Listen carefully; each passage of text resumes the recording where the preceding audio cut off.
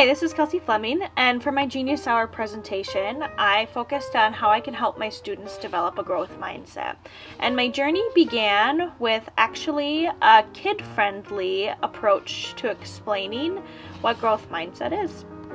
Our story begins with Mojo, a friendly monster who loved school, especially math. Until one day, when something terrible happened. The math problems got harder. Nothing made sense anymore. Mojo had a devastating thought. He just wasn't smart enough for school. It seemed the only reasonable thing to do was pack his things and leave forever. Just then, he heard his friend Katie laughing. "Mojo, you can't just give up," she said. "I have no choice, Katie," said Mojo. "You're either born smart or you're not. And I realize today that I'm not." "Mojo, that's not how it works," said Katie. "Anyone can be smart. You just have to work at it." "Psh, that's the most ridiculous thing I've ever heard," said Mojo. "It's not ridiculous, it's science," said Katie.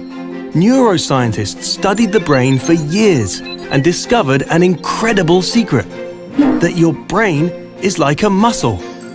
When you try challenging things, like those hard math problems, you're giving your brain the exercise it needs to get stronger, which makes you smarter."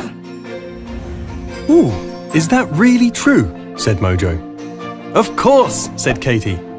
"It's like how when you were a baby, you didn't know how to talk. But you kept trying, exercising your brain, until one day you could." Mojo couldn't believe what he was hearing. If your brain was really like a muscle, did that mean anyone could become smarter? Even him? He turned to ask Katie, but just then, she had to be off to her next class. And thankfully, that's when Dr. Carol Dweck stepped in. She created the term growth mindset, which is based on the belief that your basic qualities are things you can cultivate through your efforts. And this comes from her book, Mindset, The New Psychology of Success. In a fixed mindset, students believe that their basic abilities, their intelligence, their talents are just fixed traits. They have a certain amount and that's that. And then their goal becomes to look smart all the time and never look dumb. In a growth mindset, however, students understand that their talents and abilities can be developed through effort, good teaching, and persistence. They don't necessarily think everyone's the same or anyone can be Einstein, but they believe everyone can get smarter if they work at it. So Dweck talks a lot about fixed mindset versus growth mindset, and the key to doing this and teaching our students to do this comes from translating your fixed mindset thoughts into growth mindset thoughts. And I came across a few kid-friendly posters in my research that illustrate this idea perfectly and apply directly to any content area. Instead of, "This is too hard," think, "This may take some time." Instead of, "I give up," think, "I'll use a different strategy." Instead of, "I just can't do this," think, "I'm going to train my brain." So the next step in me figuring out how I could teach kids about growth mindset led me to the concept of failure and kid perception of failure, specifically why this is such a bad thing. So I stumbled across a website called Mindset Works, and it addresses that when students believe they can get smarter, they have a better understanding that their effort and these failures only make them stronger. And they have a visual that kind of maps out this process going on in the kid's brain. When they think they can get smarter and they know that learning is the goal, they're going to spend more time and effort and work harder, which in turn can lead to higher achievement. The other piece on this source I found interesting was the idea of brain plasticity, and which is really just a fancy way of saying your brain has the ability to change and grow through learning. So you're not just fixed set with a certain amount of smarts. And it also kind of takes it a step further in addressing when your brain is malleable and when you fail at something, it actually ignites a process of neural growth in your brain. And it boils down to how you can strategize and how you can practice and how you can question. These are all ideas that help your brain grow and help ignite this neuroplasticity concept that is so important in establishing a growth mindset.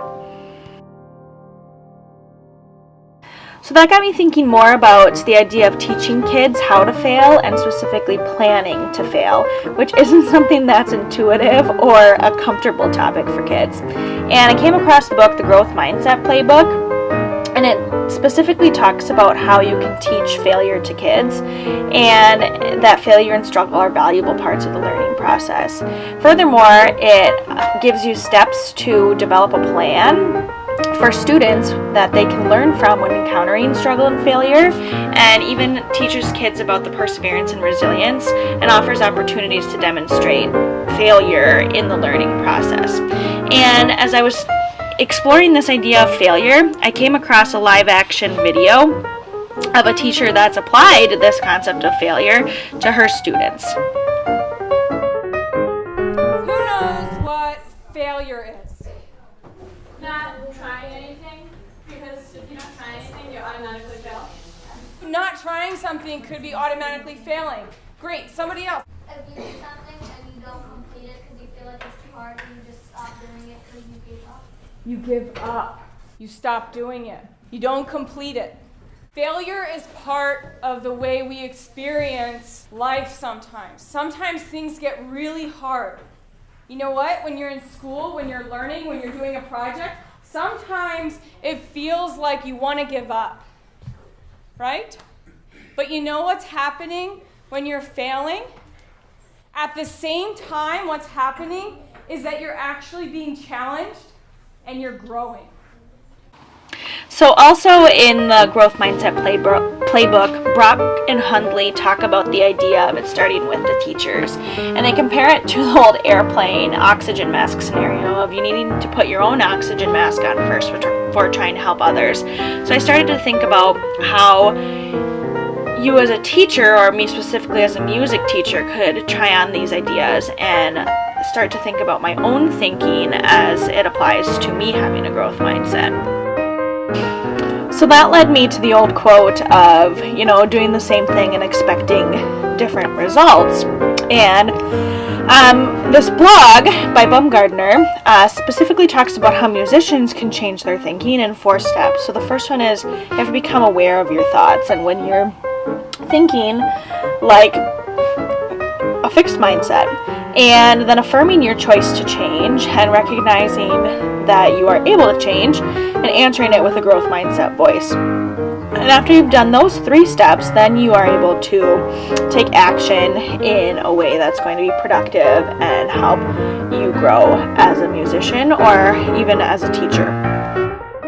So there's 2 sides to a coin, and in digging a little bit deeper, I started to come across different perspectives addressing whether or not mindset interventions work any better or any worse than any other strategies. And there was a research study that concluded actually very little academic improvement when teachers and schools were adopting growth mindset. And Dweck actually came back and recognized the need for improvement, specifically with motivation, which is a super complicated thing because mindset seeks to influence students' motivation, and there's just not enough known about it yet.